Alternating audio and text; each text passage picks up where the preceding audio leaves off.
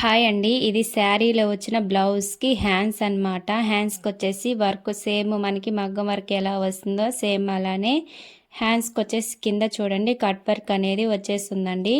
ఈ cut work అనేది మనం మామూలు మగ్గం వర్క్‌కి ఎలా వేస్తారో సేమ్ అలానే కట్ వర్క్ వచ్చేసింది. ఇక్కడ పైన చూడండి, పైన వచ్చేసి మనకి జెర్రీ టైప్‌లో కూడా బార్డర్స్ అనేవి వచ్చున్నాయి. పైన 3 లైన్స్ లాగా వచ్చేసి మధ్యలో వచ్చేసి ఫ్లవర్స్ లాగా అంటే మనకి అదేందో డైమండ్ షేప్ అంటారు కదా, ఆ షేప్లా వచ్చేసి దాంట్లో ఫ్లవర్ లాగా వచ్చేసిందండి. చాలా బాగా నచ్చాయి నా హ్యాండ్స్ అనేవి. మొత్తం బ్లౌజ్ మొత్తం ఓన్లీ ప్లెయిన్గా ఇచ్చేసి హ్యాండ్స్ వరకు ఇలా ఇచ్చారనమాట.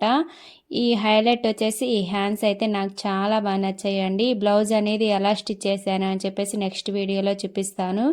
ఇక్కడ వచ్చేసి మనం హ్యాండ్స్కి అనేది కట్ వర్క్ అనేది ఎలా స్టిచ్ చేసుకోవాలో నెక్స్ట్ వీడియోలో చూపిస్తాను. అంతవరకు నా ఛానల్ని ఫాలో అవుతూ ఉండండి. థ్యాంక్ యూ ఫర్ వాచింగ్ అండి. బాయ్.